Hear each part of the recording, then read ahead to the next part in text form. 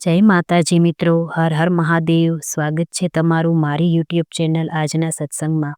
આજના વિડીયોમાં આપણે સાંભળીશું ચંડી પાઠનો 11મો અધ્યાય. આજે દુર્ગાષ્ટમી છે, માં ખોડિયારનો પ્રાગટ્ય દિવસ છે અને ગુપ્ત નવરાત્રિની અષ્ટમી તિથિ એટલે ખૂબ ખાસ તિથિ છે. આ દિવસે જો માની આરાધના કરવામાં આવે તો ખૂબ જ ફળદાયી નીવડે છે. કહેવાય છે કે નવરાત્રિનું વ્રત ન થઈ શકે તો તમે એક આ અષ્ટમી તિથિનું વ્રત કરો છો તો પણ તે તમને ખૂબ જ લાભદાયક રહે છે અને પૂરી નવરાત્રિનું ફળ મળે છે. તો ચાલો સાંભળી લઈએ આજે અષ્ટમીના તિથિએ આપણે ચંડી પાઠનો 11મો અને 12મો અધ્યાય. બોલો નવદુર્ગા માતે કી જય. દેવોએ કરેલ દેવીની સ્તુતિ અને દેવીએ દેવોને આપેલ વરદાન. પ્રભાતના કોમળ સૂર્ય જેવી કાંતિવાળા, શિર ઉપર ચંદ્રમાનું મુકુટ, ઉન્નત સ્તનો, ત્રિનેત્રી, સ્મિત વદના અને કર્મા વરદ, અંકુશ, યશ તેમજ અભય મુદ્રા ધારણ કરનારા એવા એ ભુવનેશ્વરી દેવીનું હું ધ્યાન ધરું છું. નારાયણી સૂક્તમાં ઋષિ બોલ્યા છે કે દેવીએ શુંભનો નાશ કર્યો ત્યારે ઇન્દ્ર આદિ દેવો અગ્નિને આગળ કરીને એ કાત્યાયની દેવીની સ્તુતિ કરવા લાગ્યા. ઈચ્છિત પ્રાપ્તિ થવાથી સર્વ દેવો પ્રસન્ન થયા અને તેથી સર્વ દિશાઓ ઝગમગી ઉઠી. દેવોની સ્તુતિ.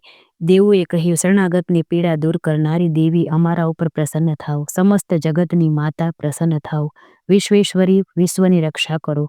તમે જે સચરાચર જગતના માતા છો, હે દેવી, તમે પૃથ્વી રૂપે સ્થિર હોવાથી જગતના આધારભૂત છો.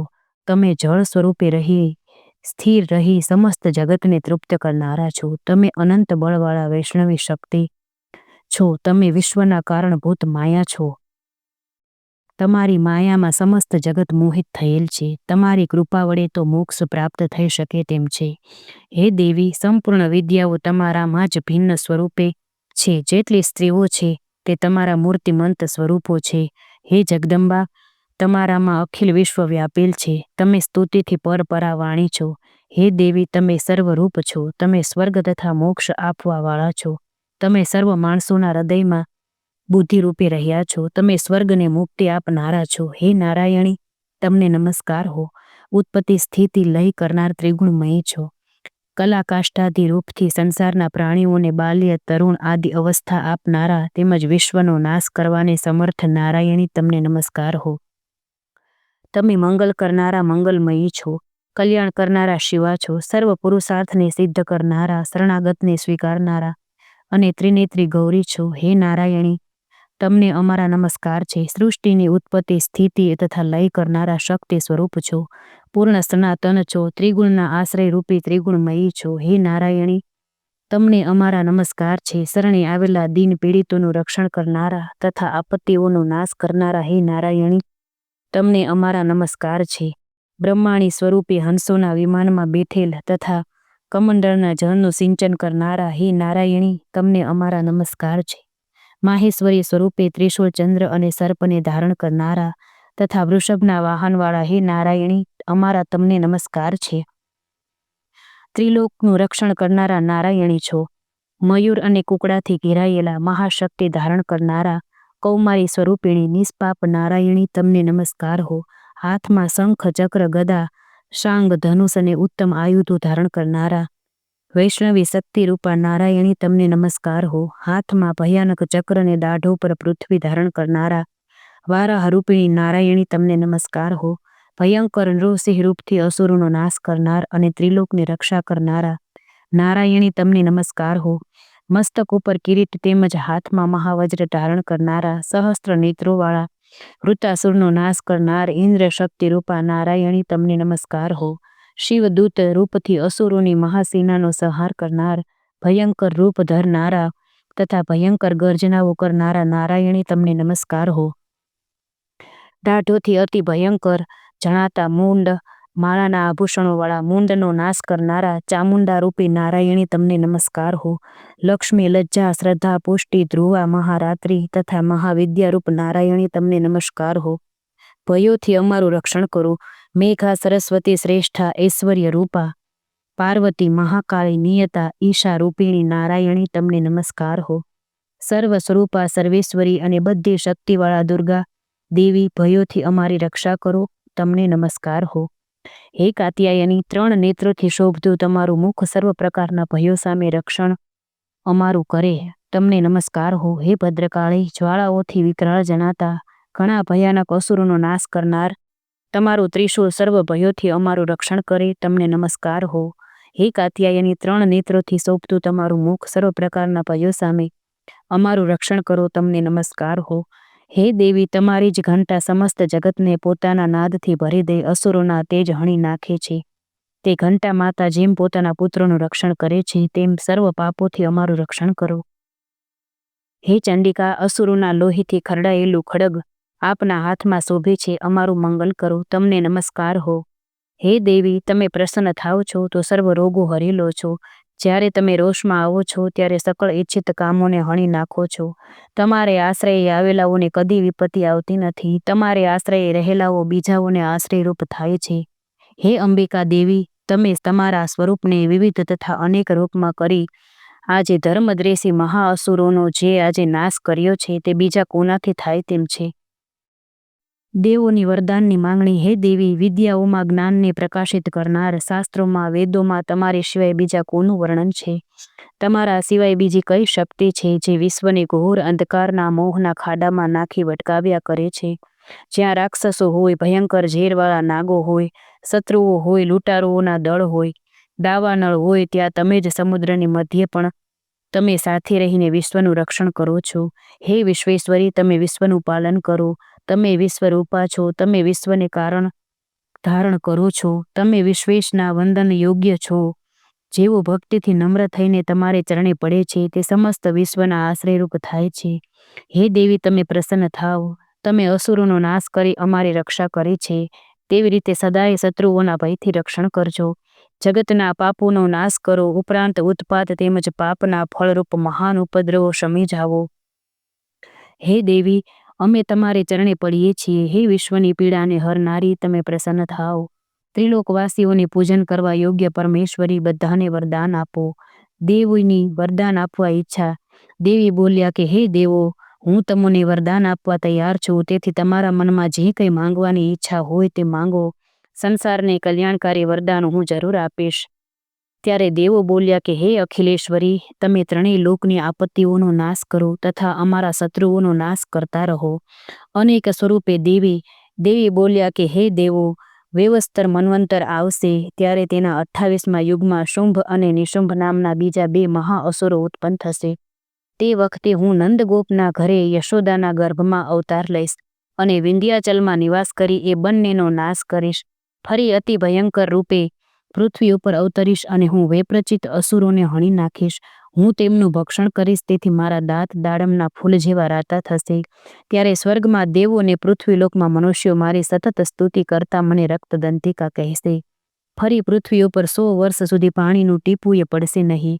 ત્યારે મુનિઓ મારી સ્તુતિ કરશે, એટલે કે હું આ યોનિજ રૂપે પ્રગટ થઈશ. ત્યારે મુનિઓને હું 100 નેત્રે જોઈશ, એટલે મનુષ્યો ત્યારથી મારું સતાક્ષી નામે સ્તુતિ કરશે. હે દેવો, તે સમયે મારા દેહમાં ઉત્પન્ન થયેલા પ્રાણધાર શાકોથી સર્વ જગતનું વૃષ્ટિ થાય ત્યાં સુધી હું ભરણ પોષણ કરીશ. ત્યારથી જ હું જગતમાં શાકંભરીના નામે પ્રખ્યાત થઈશ. તે જ વખતે દુર્ગમ નામના અસુરનો હું નાશ કરીશ. ત્યારથી દુર્ગાદેવીના નામે હું પ્રખ્યાત થઈશ. પછી જ્યારે હું ભીમ સ્વરૂપ ધારણ કરી મુનિઓની રક્ષા માટે હિમાલય પર્વત ઉપર રહેનારા અસુરોનું ભક્ષણ કરીશ, ત્યારે સર્વ મુનિઓ માથું નમાવીને મારી સ્તુતિ કરશે. ત્યારે હું ભીમાદેવીના નામથી પ્રખ્યાત થઈશ. જ્યારે અરુણ નામનો બળવાન અસુર 3 લોકમાં મહા ઉત્પાત મચાવશે, ત્યારે 3 લોકના હિત માટે હું 6 પગવાળી ભમરીનું રૂપ ધારણ કરીશ અને એ મહાઅસુરનો નાશ કરીશ. ત્યારે હું ભ્રામરી દેવી નામથી પૂજાઈશ અને લોકો મારી સ્તુતિ કરશે. આમ જે સમયે લોકોને પીડા થશે તે સમયે અવતાર ધારણ કરીશ, શત્રુઓનો નાશ કરીશ. इति श्री मार्कंडेय पुराणे सावर्णिके मन्वंतरे देवी महात्म्ये देव्याः स्तुति नाम 11 अध्यायः। बोलो नवदुर्गा मात की जय। माताजीनी प्रार्थना पूजा करवाथी ए संतुष्ट थईने ज्ञान अने संपत्ति आपे छे। एमनी स्तुति करीने पुष्प गंध धूप द्वारा पूजा करवाथी लक्ष्मी संतान शांति समृद्धि प्राप्त थाय छे, तेमज आदि व्याधिनो नाश थाय छे। जय हो मां जगदंबानी जय हो। हवे आपणे सांभळीशुं अध्याय 12मो। 12मा अध्यायनुं भक्तो एवुं महत्व छे કે તમે પૂરો ચંડીપાઠ સાંભળી ન શકો, પણ જો તમે 12મો અધ્યાય સાંભળો છો તો તમને સંપૂર્ણ સપ્તસતીનું ફળ પ્રાપ્ત થાય છે. આટલું સરસ આ 12મા અધ્યાયમાં મહત્વ બતાવેલું છે, જે તમે સાંભળશો એટલે તમને ખબર પડશે. તો ચાલો આપણે કરીએ હવે 12મો અધ્યાય ચંડીપાઠનું. દેવી ચરિતના પાઠનું મહાત્મય. જેમનું તેજ વીજળી જેવું છે, સિંહના ખભા ઉપર બેઠેલ ભયંકર દેખાય છે. હાથમાં તલવાર અને ઢાલધારી કન્યાઓ તેમની સેવામાં ખડી છે. જેમના હાથમાં ચક્ર, ગદા, તલવાર, ઢાલ, બાણ, ધનુષ અને પાસ, તર્જની મુદ્રા ધારણ કર્યા છે. તે અગ્નિમય સ્વરૂપથી ઝળકી રહ્યા છે. તેમણે શિર પર ચંદ્રમાનો મુકુટ ધારણ કર્યો છે. તે ત્રિનેત્રી દુર્ગા દેવીનું હું ધ્યાન ધરું છું. ચંડીપાઠથી પીડાનો નાશ થશે. દેવી બોલ્યા, હે દેવો, જે કોઈ મનુષ્ય આ સ્તોત્ર વળી મારી એક ચિત્તે સ્તુતિ કરશે, તેની સર્વ પ્રકારની પીડાનો હું નાશ કરીશ, તેમાં જરાય સંશય નથી. જે કોઈ મનુષ્ય મધુકૈટભનો નાશ, મહિષાસુરનો વધ તથા શુંભ નિશુંભના વધના પ્રસંગોનો પાઠ કરશે, તેમજ 8મ, 9મ ને 14સે ભક્તિપૂર્વક મારું આ ઉત્તમ મહાત્મ્ય સાંભળશે, તેને કોઈ પાપ અડશે નહીં, આપત્તિ આવશે નહીં, દરિદ્રતા દૂર થશે, તેમજ સંબંધીઓનો વિયોગ થશે નહીં. તેને શત્રુ તરફથી, ચોર ડાકુ તરફથી, રાજા તરફથી કોઈ ભય આવશે નહીં. તેને શસ્ત્ર, અગ્નિ અને જળથી ક્યારે પણ ઈજા થશે નહીં. તેથી સર્વે એકાગ્રચિત્તથી ભક્તિપૂર્વક મારા આ મહાત્મ્યનો હંમેશા પાઠ કરવો અને તે સાંભળવો એ પરમ કલ્યાણકારક છે. આ મારું મહાત્મ્ય આધ્યાત્મિક, આધિ દૈવિક તથા આધિ ભૌતિક એ 3 પ્રકારના ઉત્પાતોને શાંત કરનારું છે. જે સ્થળે હંમેશા વિધિપૂર્વક મારા આ મહાત્મ્યનો પાઠ થાય છે, ત્યાં મારો વાસ હોય છે. તેને સુખ સમૃદ્ધિ અર્પું છું. ધન, ધાન્ય, પુત્ર આદિનું સુખ મળશે. બલિદાન, હોમ તથા ઉત્સવ પ્રસંગે મનુષ્ય મારા ચરિત્રનો સંપૂર્ણ પાઠ કરવો, અગર તેનું શ્રવણ કરવું. બલિદાન, પૂજા ઇત્યાદિ કર્મો જાણનાર હોય કે ન હોય, તો પણ જે પૂર્ણ ભક્તિ ભાવથી પૂજા કરે છે, તેના સર્વે કર્મોને હું પ્રસન્નતાથી સ્વીકારીશ. નવરાત્રિની પૂજા પ્રસંગે આ મારું મહાત્મ્ય ભક્તિપૂર્વક સાંભળશે, તે મનુષ્ય મારી કૃપાથી સર્વ આપત્તિમાંથી મુક્ત થઈ ધન, ધાન્ય તથા સુત આદિ સર્વ પ્રકારના સુખો પ્રાપ્ત કરે છે, તેમાં જરા પણ સંશય નથી. ગ્રહ પીડાનો નાશ. મારું આ મહાત્મ્ય, મારી ઉત્પત્તિની કથાઓ તથા યુદ્ધમાં મેં કરેલા પરાક્રમોને સાંભળવાથી મનુષ્ય ભય વગરનો થાય છે, શત્રુઓ નાશ પામે છે, શુભ થાય છે, તેમજ તેનું ફળ આનંદ આપે છે. સર્વ વિઘ્નો તથા ભયંકર ગ્રહ પીડા શાંત થાય છે. દુઃસ્વપ્ન પણ શુભ સ્વપ્ન બની જાય છે. મારું આ મહાત્મ્ય સાંભળવાથી બાલગ્રહોથી પીડાતા બાળકોને શાંતિ થાય, મૈત્રીમાં વિક્ષેપ પડતો અટકે, દુરાચારીનો નાશ થાય, ભૂત, પિશાચ અને અસુરોનો નાશ થાય. આ મહાત્મ્ય મને પ્રાપ્ત કરાવે છે. આ ચરિત્રના શ્રવણ માત્રથી પ્રસન્ન થાઉં છું.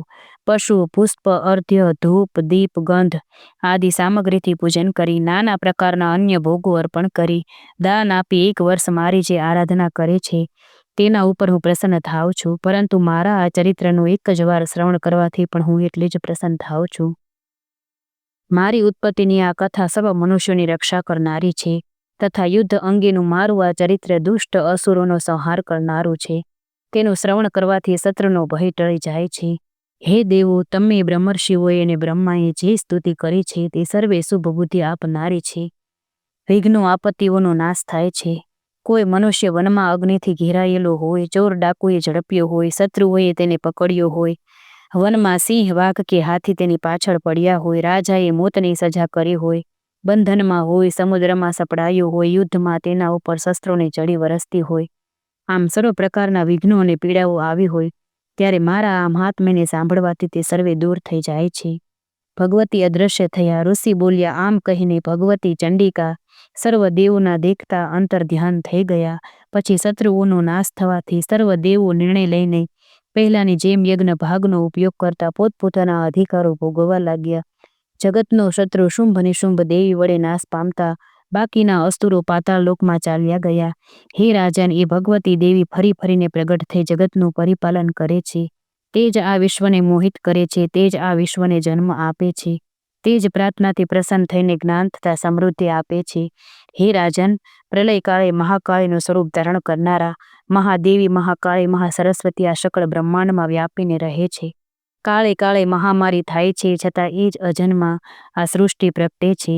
તે સનાતની દેવી સમયાનુસાર પ્રાણી માત્રની રક્ષા કરે છે. તે મનુષ્યોની ઉન્નતિ વખતે ઘરમાં લક્ષ્મી રૂપે રહી સમૃદ્ધિ આપે છે તથા અધોગતિના સમયે દરિદ્રતા રૂપે રહી મનુષ્યનો વિનાશ કરે છે. પુષ્પ ધૂપ ગંધ આદિ વડે પૂજન કરી તેની સ્તુતિ કરવાથી તે ધન પુત્ર ધર્મ બુદ્ધિ તથા ઉત્તમ ગતિ આપે છે.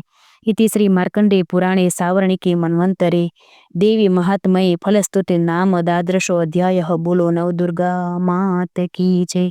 મા 10 મહાવિદ્યાની જય. આપણા કુળદેવી માતની જય. ઓમ ભૂર્ભુવઃ સ્વઃ તત્સવિતુર્વરેણ્યં ભર્ગો દેવસ્ય ધીમહિ ધિયો યો નઃ પ્રચોદયાત. હું આશા રાખું છું કે આપને મારો વિડીયો પસંદ આવ્યો હશે. જય માતાજી ભક્તો.